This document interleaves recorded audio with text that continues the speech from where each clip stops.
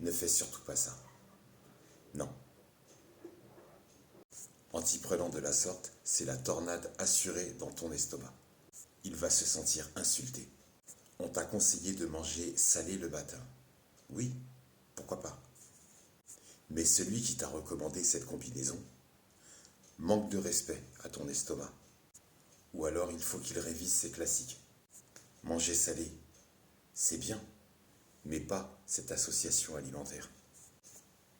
Des œufs, jambon, légumes, fromage. Pourquoi tant de haine?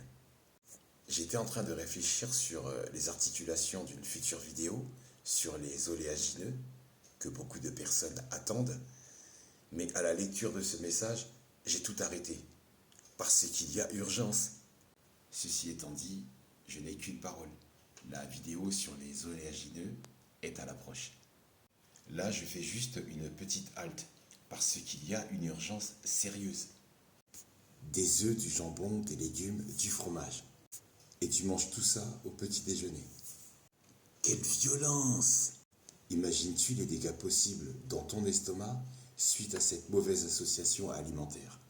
Quelles sont les mauvaises fermentations auxquelles on s'expose? J'étais en train de penser à la réaction de chacun de ces aliments et les maladies possibles liées à la mauvaise fermentation, car ça, c'est tout l'art de la gastronomie moderne. Quand on mélange des œufs, du jambon en tranches industrielles, parce que c'est moins cher que chez le boucher, généralement, il n'y a pas 4 ou 5 porcs qui entrent dans une tranche de jambon. Tu peux te poser la question. La vraie question, quel pourcentage de viande il y a dans une tranche issue des paquets dans les rayons de la grande distribution? Et c'est pas mal comme sujet. Si ça t'intéresse, écris tranche dans les commentaires et je posterai une vidéo à ce sujet si tu es intéressé. Quel que soit le pourcentage de viande dans une tranche de jambon. Et le reste, qu'est-ce que c'est? Par contre, si tu vas chez le boucher, tu as plus de chances d'acheter et de manger de la viande. En continuant avec ton mélange, tu y ajoutes donc des légumes et du fromage. Tu glisses sur un terrain glissant. Tu entres non seulement sur un terrain glissant, mais aussi dedans. Et oui, c'est ton bide, terrain glissant. Un peu comme un patinage artistique sur de la glace fondue. Donc, que se passe-t-il vraiment dans l'estomac avec cette combinaison? Ok, les dégâts potentiels. À commencer par les œufs. Riches en protéines, ils sont généralement bien digérés. Mais si on les associe à des aliments lourds comme le jambon et le fromage, ça peut ralentir ta digestion. Et ça va être long. Long. Long. Mais long. Tellement long. Imagine un œuf qui essaie de faire du surf sur une vague de jambon. Le jambon industriel, souvent riche en conservateurs et en sodium. Tu cherches des protéines? Très bien, mais chargé en conservateurs et d'excès de sodium. Il peut provoquer des ballonnements et une rétention d'eau. C'est un peu comme si le jambon décidait de faire la fête dans ton estomac. Mais il invite beaucoup trop de gens et ça devient donc vite ingérable.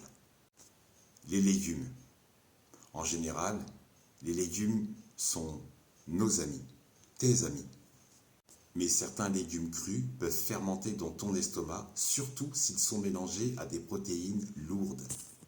Pense à une soirée techno où les légumes sont coincés avec le jambon et le fromage, ou entre le jambon et le fromage. Les fromages. Les produits laitiers peuvent être difficiles à digérer pour certaines personnes, surtout en combinaison avec d'autres protéines. C'est comme si le fromage était le DJ qui jouait des morceaux de musique zen de 20 minutes. C'est trop long, beaucoup trop long, et tout le monde s'ennuie en attendant que ça se termine. Mais tous ceux qui restent là, ce n'est pas pour lui, c'est juste parce qu'ils n'ont pas de voiture et qu'ils attendent le prochain métro à 5 heures du matin.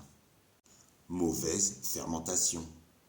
Quand ces aliments se mélangent, ils peuvent provoquer des fermentations indésirables, entraînant des ballonnements, des gaz, salage des parpaings à table durant les repas de famille, ou bien des douleurs abdominales.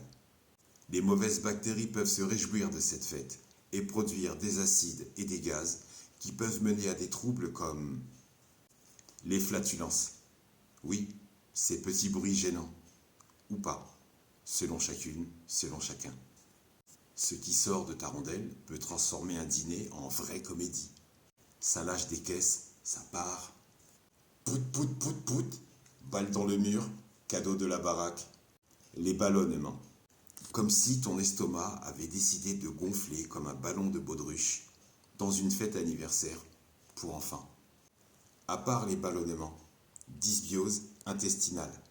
C'est un déséquilibre dans ta flore intestinale qui peut mener à des problèmes de digestion à long terme.